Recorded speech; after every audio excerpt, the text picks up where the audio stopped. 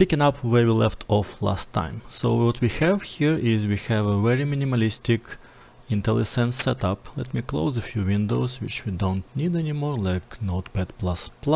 So we will focus on finalizing, setting up Microsoft Visual C, because as it stands right now, I don't particularly like the default settings. For example, I don't like this vertical indent guides, and this scroll bar is way too fancy for my taste.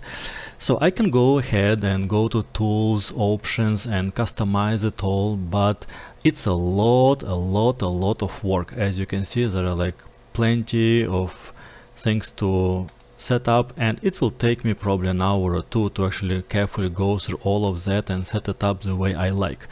Obviously, I don't want to bore you and I don't want to waste my time with that. So instead, what I'm gonna do is I'm gonna log in into my Microsoft account, and that will pick up all the settings that I have for my MSVC IDE already set up and sort of stored in the cloud, which makes it extremely convenient.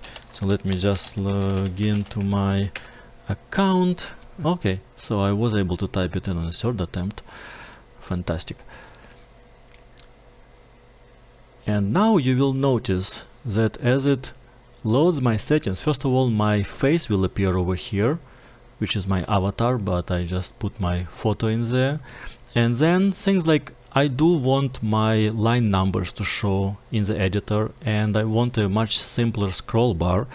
And as it loads my settings from the cloud, it will update the screen, there is my face, automatically, which saves me a lot of time of setting up, which is fantastic, because now when I am at a new computer, you see, it all did the way I like. It added those line numbers, it removed the indent guides, it made my scroll bar the way I actually prefer it, and things of that nature. For example, if you go to, I don't know, search provider, which of course by default was Microsoft's Bing, but I prefer to use Google, and it should have, yes, it did pick up my changes, which I'm using. I prefer Google search over Bing for various reasons.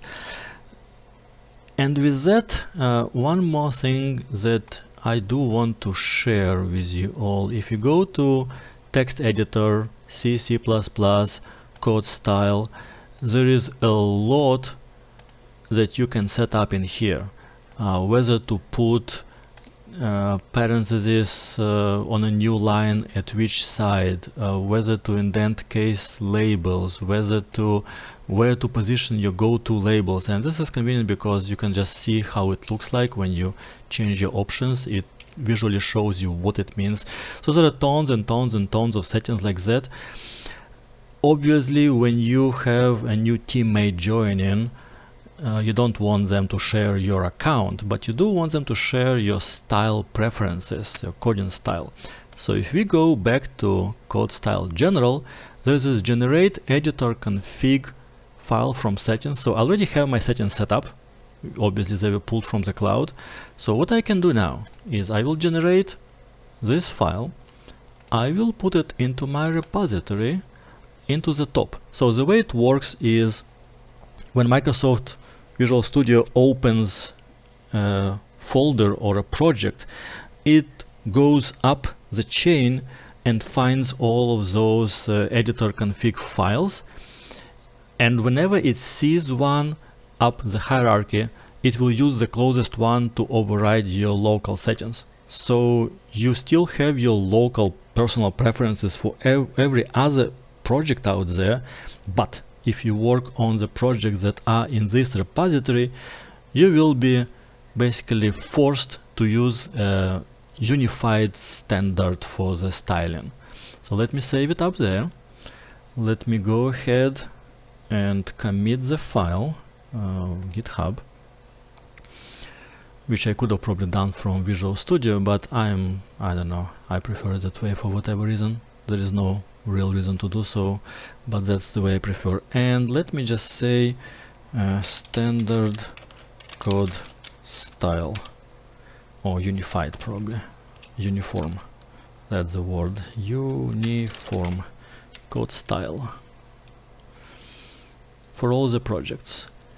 Let me commit that.